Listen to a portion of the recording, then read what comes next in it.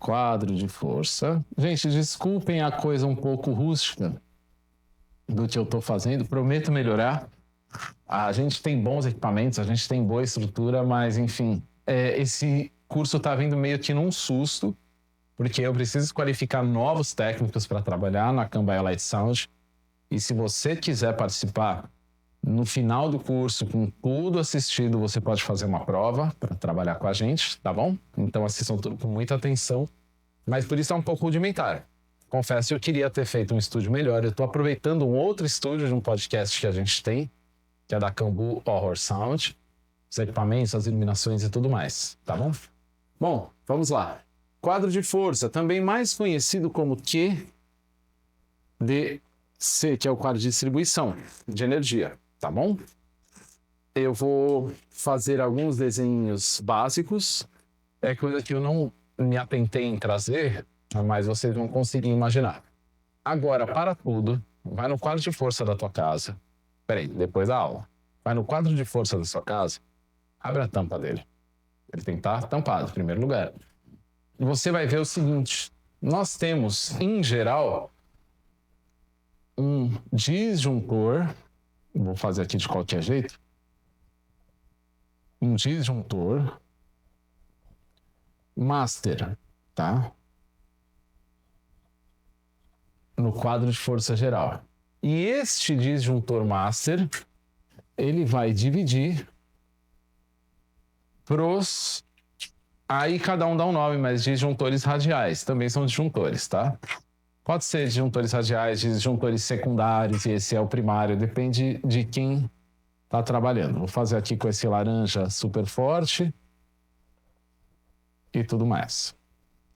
Aqui, gente, em cima do disjuntor, em geral, vão entrar 2 fios. E o fio é bitola 10, 16, é uma bitola bem grossa, né? Ele vem entrar aqui por cima. Ele vem da rede elétrica e entra nesse disjuntor master. Por exemplo, se eu pôr 2 fios aqui, eu vou colocar 2 juntores, vai. 2 juntores. Eu vou pegar um disjuntor, uma caixa de força para mostrar para vocês, para ficar na prática mesmo como é que funciona, tá bom? E aqui nós temos a distribuição secundária, que são as distribuições menores. Esses disjuntorzinhos aqui, eles têm uma curva. A curva é o quanto que o disjuntor aguenta, que é a curva C, né? Eu vou explicar ainda o que vai ser, o que é um ampere, o que é uma corrente, o que é a tensão, eu vou explicar depois. Então, ele divide. Então, tem de 10 amperes, 15 amperes, 32, por aí vai. Esses disjuntorzinhos, a gente geralmente, a depender de uma residência, coloca um para tomadas, né? Tomadas de uso geral, as TUDs, tomadas de uso específicos, as TUIs, por exemplo, se é uma torradeira, uma coisa que usa resistência e tudo mais, ou pelo menos um chuveiro, coisas que consomem mais pelo dimensionamento do quadro. E é isso, ou luz, tomadas, a casa, portão elétrico, etc. Por que vocês precisam saber o que é um quadro de força? Para um técnico de som é importante, mas também para o cara que está na casa dele trabalhando também é importante. Por quê, gente? Qualquer problema que acontece com um multímetro na mão, você faz miséria. Você sabe onde está o problema. Protocolo FAD, você consegue identificar o problema e solucionar ele. Você não vai precisar gastar dinheiro com o eletricista. No pior dos casos, se você não aprendeu nada aqui, mas prestou bastante atenção na parte de elétrica, você vai economizar muito com o eletricista na sua casa. Mas é claro que eu quero que você saia daqui um profissional, tá bom? Vamos mais um detalhe. Gente, aqui do lado, geralmente num quadro de força, ele tem uma barra, um barramento. Esta barrinha, ela tem vários parafusinhos assim, ó. Vocês vão reparar. Em geral, o que é o que se determina, a norma, é que este daqui seja da cor azul, os fios, já vou explicar por quê. E aqui, às vezes está embaixo, às vezes está retinho também do outro lado. A mesma barra, tá? Só que esta barra, a gente tem que usar fios da cor verde. Eu vou explicar por quê. Este fio azul a gente usa para neutro. Vocês vão entender por que a gente faz isso. E esse daqui a gente usa o fio verde para o terra. Ah, mas e esses fios aqui que tem eletricidade? Aqui não tem eletricidade, tá? Nem o neutro, nem o terra. Vocês vão entender por que eles funcionam. Mas por que os fios, e qual é a cor dos fios que vão passar corrente, passar eletricidade? Gente, eis uma discussão, tá? Segundo a norma, tem que ser preto ou vermelho, a depender do local. E a dimensionamento, o tamanho do fio, a bitola dele, tudo, também ele é regulamentado, tá bom? Então, preto ou vermelho. Por que eu explico isso com tanto afinco? É importante você saber a cor, porque te facilita visualmente, às vezes, resolver um problema. Eu já participei de evento que, apagou a luz geral do evento. Aí é muito rápido, vocês vão aprender o protocolo FAD. Às vezes pode ter derrubado alguma coisa, pode ter caído um juntor, pode ter soltado uma fase, pode ter derretido, se mal dimensionado, um fio, pode ter um curto-circuito, pode ser muita coisa. Para que serve o neutro, gente? Toda tomada no nosso padrão brasileiro de 2010, se eu não me engano, agora elas são obrigadas a ser desta forma. Ó, desta forminha aqui. Não sei se está focando, eu vou apagar aqui, eu vou desenhar para a gente entender melhor, tá? Vocês já viram que o quadro ele tem que ter isso, a parte eletrificada e a parte de tomada.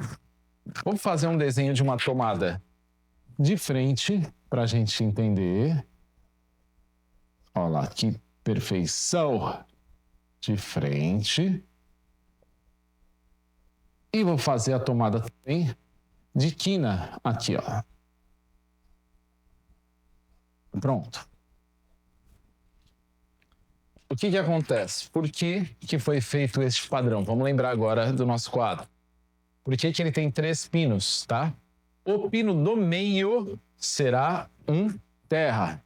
Por isso que geralmente as pessoas chegam, a tomada é antiga, ela arranca isso aqui, porque não faz diferença nenhuma. Abre aspas, já vou explicar o que é o terra. Então, o meio, a gente pensa como terra. Ou aterramento, como o pessoal fala, né? Ou aterramento. O que significa, o que faz um fio terra? Apesar do nome engraçado. O que significa o fio terra? Ele pega todo o diferencial, toda oscilação que excede o valor máximo e simplesmente joga para terra. Tanto que você fazer um aterramento, eu faço aterramento quando a gente vai para evento e a gente liga, a gente tem o main power, né? Que são os equipamentos, o case que a gente mexe. A gente faz uma caixa de força de fora, a gente liga ou o gerador neste main power ou a gente liga no quadro de força, no QDC. A depender da oscilação de energia que tem no local, a gente tem que aterrar. Eu aconselho aterrar sempre, mas nem sempre você tem terra disponível. Ou fiação muito longa, ou porque você está dentro de um espaço concretado. Por quê? Porque se tiver diferencial, se tiver oscilação, esse terra puxa essa energia excedente e joga para dentro da terra, para debaixo da terra. Estou explicando de uma maneira bem leiga mesmo, para ficar fácil de compreender, tá bom? Então, o fio do meio é sempre terra. Agora, vamos falar sobre os fios, não, né? O pino, perdão. Vamos falar sobre os pinos do lado agora. Tá vendo que tem 2 pininhos? Este e esse. Um dos pinos, gente, ele vai ser o que a gente chama de fase. Vamos escolher esse aqui, vai. Esse daqui é um pino de fase. Fase, a gente já entendeu, é o que recebe energia elétrica. É o que está eletrificado. Lembra? 13,8 kV a 34,5 kV na rede primária, rede secundária virou 127 volts. Cada 127 volts é uma fase, tá bom? Entendemos até aqui. Agora, vamos entender, finalmente, o que é o 110 e o 220 volts. A gente vai falar sobre a tensão. Por quê? Este segundo fio aqui, eu vou fazer até de outra cor, esse segundo pino, perdão, eu falo uma coisa pensando em outra. Ele pode ser tanto fase quanto neutro. Ele pode ser fase ou ele pode ser neutro. Para não ficar confuso, gente, do meio é terra. Ah, não tem terra, pode arrancar esse pino do meio, não tem problema nenhum. Mas os dois precisam funcionar. Se eu quero que ele seja 110, eu coloco uma fase no pino e a outra fase, e do outro lado eu coloco um neutro. Por quê? A gente faz o cálculo 110 volts, que é desse pino aqui, desta ponta. Mais o neutro é igual a 110 volts. A fase está 127, eu já expliquei. Antigamente era 110, então hoje em dia todo mundo chama de 110, eu estou chamando de 110 volts, tá bom? Neutro, né? Se tiver um neutro neste pino, 110 mais neutro é igual a 110 volts. Ah, mas e se por um acaso eu fizer uma fase aqui? Eu colocar um elétrico aqui também, onde passa energia. Aí, que maravilha, a gente soma 110 mais 110, que é igual a 200. Isso, 22 lá. 220 volts. Deu para entender? Em uma tomada. Aqui eu estou mostrando um macho para vocês. Vamos ser bem quarta B, para ser fácil de decorar. Macho, quando você vai fazer amor, há controvérsias. Mas quando você vai fazer amor, o macho faz o quê? O macho, né? Aqui, ó. Ele enfia. Então, sempre que tem o pino para enfiar, pensa macho. Eu sei que vai ter gente aí dando risada, vai ter gente com raiva, mas é a maneira mais simples de entender. E a fêmea? Olha lá, essa daqui são muitas fêmeas. Deixa eu colocar aqui perto, dá uma olhada. Isso daqui são as tomadas, as caixas robustas, tá? Isso aqui tem que usar prevento, que o barramento dela é bem resistente. Isso é uma fêmea. A fêmea na cópula é o quê? Enfiada. Então você nunca mais vai esquecer. Precisa de uma ponta macho. Precisa de uma ponta fêmea. Aí alguém vai dizer, precisa de uma ponta viva. Ih, meu Deus do céu. Aí já me atrapalhou. Ponta viva e biologia de gênero? Não. Ponta viva nada mais é do que os 2 ou 3 fios expostos, tá? Quando você pede ponta viva ou vão te entregar uma ponta viva no evento, você sabe que você vai lidar com uma ponta exposta, não com uma tomada e nem uma macho nem com uma fêmea, tá bom? A gente entendeu então, dentro da tomada tem que ter 2 ou 3 fios, tá? Eu vou explicar isso daqui a pouquinho para vocês. Mas agora entendemos finalmente por que 110 é 110, por que 220 é 220. E a tudo isso, todo este conjunto a gente chama de tensão, tá bom? Vou apagar aqui. Vamos falar rapidamente então de tensão agora. Para ficar fácil, hein, galera? A gente está falando de tensão, que é a voltagem. Deixa eu escrever aqui. Estou começando a gostar dos meus escritos. Tensão. Que é igual a voltagem. E ela tem um símbolo específico de tensão, que é o símbolo V de voltagem, tá? Prestem atenção, vamos falar bastante sobre isso, vamos usar muito isso. Agora, pelo pouco que a gente conversou, vocês já entenderam. Vai usar pra caramba. Então, decorem. Eu preciso saber o que do poste, da rede primária, da rede secundária. Eu preciso decorar estes números? Não precisa, gente. 13.8, 34.5 kV, não precisa pensar nisso. Por quê?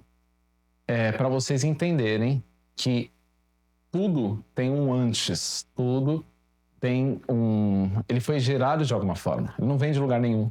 Quando a gente pensa de lugar nenhum, a gente acaba ficando com um pensamento muito raso e uma compreensão muito limitada, principalmente para você equalizar alguns problemas na elétrica, tá bom? Então, o que você faz? Agora você sabe que a energia, ela foi gerada, ela foi produzida. Então, ela não é estável, ela é curva senoide. Logo, ela é uma corrente alternada. E ela foi produzida lá, um gerador eólico, um gerador hidráulico, etc. Aí esse gerador, ele produziu essa energia ela foi passada para todo mundo pelos cabos da rede primária, chegou grande, passou por um transformador que fica no poste, é ele que explode na chuva, fica a dica. Esse transformador transformou toda essa energia em 127 volts, 3 fios de 127 volts. Olha só. E estes fios vão entrar na minha casa.